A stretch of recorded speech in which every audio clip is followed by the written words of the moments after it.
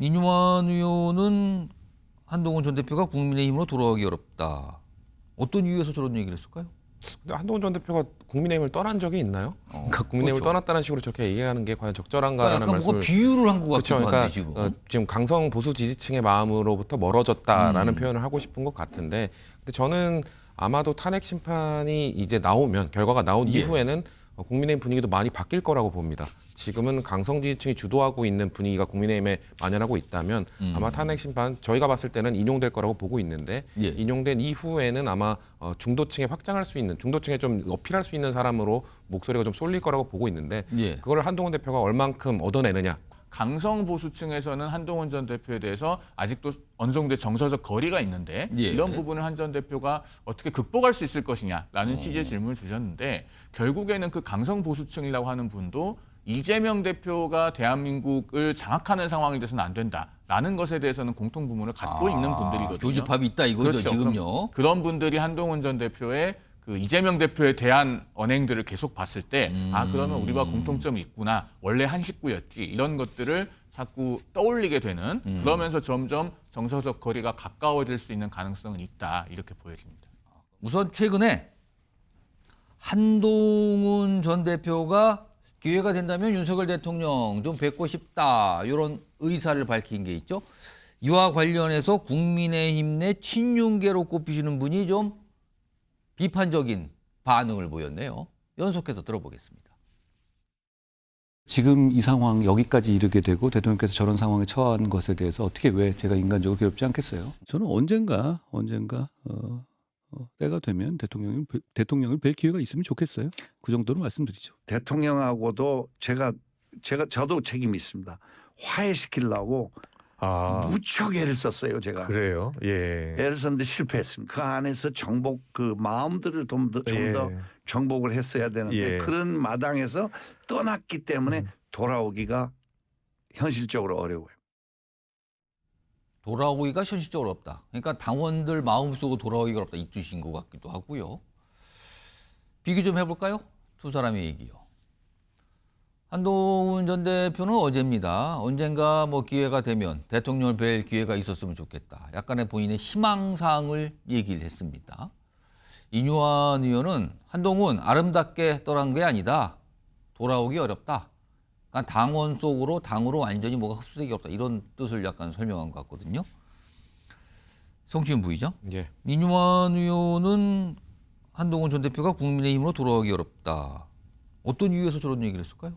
근데 한동훈 전 대표가 국민의힘을 떠난 적이 있나요? 그러니까 국민의힘을 그렇죠. 떠났다는 식으로 저렇게 얘기하는 게 과연 적절한가라는 약간 뭔가 말씀을. 비유를 한 것 그렇죠. 같기도 그러니까 한데 지금. 지금 강성 보수 지지층의 마음으로부터 멀어졌다라는 표현을 하고 싶은 것 같은데, 근데 저는 아마도 탄핵 심판이 이제 나오면 결과가 나온 예. 이후에는 국민의힘 분위기도 많이 바뀔 거라고 봅니다. 지금은 강성 지지층이 주도하고 있는 분위기가 국민의힘에 만연하고 있다면 아마 탄핵 심판 저희가 봤을 때는 인용될 거라고 보고 있는데, 예. 인용된 이후에는 아마 중도층에 확장할 수 있는, 중도층에 좀 어필할 수 있는 사람으로 목소리가 좀 쏠릴 거라고 보고 있는데, 예. 그걸 한동훈 대표가 얼만큼 얻어내느냐, 거기에 관건이 있는 겁니다. 지금 사실 친윤 의원들이 한동훈 전 대표를 어떻게 보면 일종의 무시를 하고 있는데, 예. 이건 결국 낮은 지지율 때문이거든요. 그러니까 어. 지지율이 만약에 변동이 생겨서 어느 정도 허들을 넘게 되면 예. 그렇게 계속 무시할 수는 없을 겁니다. 그 허들의 기준은 몇 %로 봐야 됩니까? 저는 개인적으로는 지금 그 보수 지정에서 한 4등 정도 하시잖아요. 예. 그러니까 한 2등까지 올라오게 되면, 그러니까 순위로는? 퍼센티지면 등수로, 그러니까 등수가. 2등까지 올라오게 되면은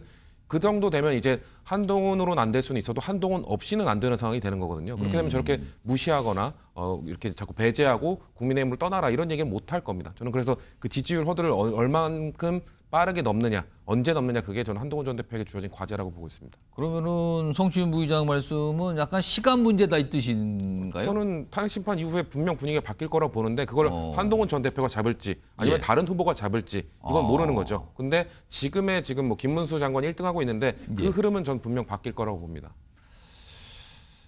흐름은 바뀔 것 같은데 과연 한동훈 전 대표가 그걸 잡을까? 잡을 능력을 보여줄까? 이거네요, 관건은요. 이런 가운데 이준석 개혁신당 의원, 전직 국민의힘 대표였죠. 그동안도 사실 뭐 한동훈 전 대표에 대해서 그렇게 좋은 소리 한 적은 없어요. 오늘도 좀 쓴 소리 내놨는데 일단 무슨 소리를 한 건지 들어보겠습니다. 그러니까 검사에 대해서 우리가 뭐 법 전문가라고 좋아합니까? 그게 아니라 검사 동일체 원칙 때문에 정치하는 데 있어서 뭐 부적절한 면이 있다라고 얘기하는 건데 나 네. 그런 검사 아니에요 이렇게 하는 거잖아요. 그래서 나 이력이 검사 잘한 거 그리고 정치인 해가지고 진 거밖에 없는데 진 여기서 거밖에 이거 검사 이력 다 버리고 예. 그러면 이제 정치해가지고 큰 기회를 얻었는데 진 거 이거를 무기 삼겠다는 게 사실 저는 약간 의아하긴 하거든요. 자, 송영훈 전 대변인. 만약에요. 조기 대선이 열려서 한동훈 대표가 출마를 하게 된다면, 도전하게 된다면 사실은 지금 여당 강성 지지층 사이에서는 약간 배신자 프레임, 배신자 꼬리표 이런 게 좀 따라옵니다. 그리고 또 중도층을 생각하면 사실은 한동훈 전 대표가 20년이 넘는 검사직을 가졌다. 검사 출신이라는 게 한계라는 지적도 있습니다. 이거 둘 다 과제인데 이거 어떻게 극복을 할 수 있을까요?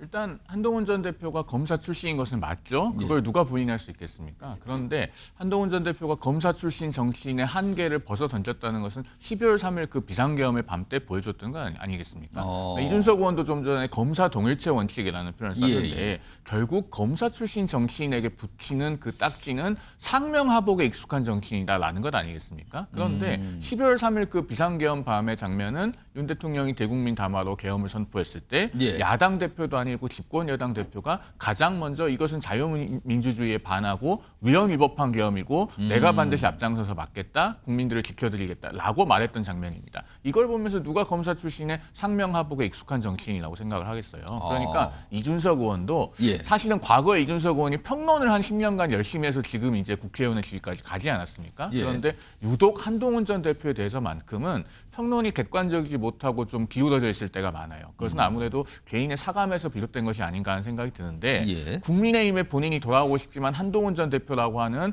대체제가 있으면은 장애물이 된다고 생각을 하는 것 같습니다. 그런데 앞서 우리가 이뇨한 그 의원의 말을 봤지만 떠날 때 아름답지 못해서 돌아오기가 현실적으로 어려운 것은 한동훈 전 대표가 아니고 이준석 의원이다. 이런 말씀을 드리고 싶습니다. 그러니까 송영훈 전 대변인 말씀은 이준석 의원한테 그 쓸데없는 얘기 무슨 의도로 하는지 알겠습니다. 약간 이렇게 말씀하신 건가요, 지금요? 알겠습니다. 일단 한동훈 대표 당내 사실 친윤계하고 그동안 이렇게 사이가 좋지 않았죠. 그리고 지금도 친윤계는 굉장히 거부감을 갖고 얘기를 하고 있는 상황. 그리고 윤석열 대통령과 마찬가지로 검사 출신이라는 게 정치적으로 한계가 되는 거 아니냐에 대해서 지금 송영훈 전 대변인은 선을 그었다 이미 이런 논평을 좀 해주셨어요. 이런 가운데 요즘에 한동훈 전 대표 얘기를 가만히 들어보면 공통적인 어떤 현상을 파악할 수 있는데 이재명 대표에 대한 얘기 참 많이 합니다. 그러면서 이재명 대표의 굉장히 비판적인 평가를 계속 내놓고 있거든요. 화면으로 정리해 보죠. 여기 이제 최근 며칠 발언을 정리한 건데 일단 한눈에 봐도 많네요. 지난 5일에는 이재명은 한국에서 가장 위험한 사람. 반복적으로 얘기해요. MBN과 인터뷰 때 저에게 굉장히 강조했어요. 그리고 지난 6일 검찰과 짜고 뭐 체포동의안 통과했다. 이게 이재명 대표 최근에 한 발언 논란됐죠. 이걸 놓고 이재명 벌써 계엄 중이다. 바로 받아칩니다. 그리고 지난 7일에는 이재명 대표 5년간 범죄 회피했어요. 계속 뭔가를 상기시키죠. 다음 보겠습니다. 가장 최근에 또 이런 얘기합니다. 부산에 얼마 전에 이재명 대표 방문했는데 부산시장과 만남이 그렇게 좋은 결과가 안 나왔어요. 그걸 두고 한동훈 전 대표도 어제 부산 갔죠. 이재명 대표 부산 시민을 모욕했다. 현안에 대한 얘기 제대로 얘기 안 했다. 그러면서 이렇게 얘기합니다. 그리고 한동훈 전 대표는 내가 돌아오니 이재명 대표 중도 보수 요새 말 안 하던데요. 이렇게 또 비판합니다. 이 얘기 좀 해볼까요? 송치훈 부의장. 그러니까 한마디로 말씀드리면 이재명 대표 때리기를 연일 하고 있어요. 지금요. 본인 어떤 주장을 섞어서. 그렇죠. 그러니까 아무래도 그럼 이게 혹시 자신을 여당에서 이재명 대표를 상대할 사람은 자신밖에 없다. 이런 걸 좀 강조하는 겁니까? 어떻게 봐야 됩니까? 지금 현 상황에서는 민주당의 대선 후보로 이재명 대표가 1등을 달리고 있다 보니까 결국 이재명과 가장 잘 싸울 수 있는 사람 이걸 어필하고 싶은 거겠죠. 말씀하신 대로. 근데 그런 것도 있지만 사실 강성 보수 지지층 그리고 강성궁 친윤 의원들이 한동훈 전 대표를 공격할 때 이 사람 보수 아니다.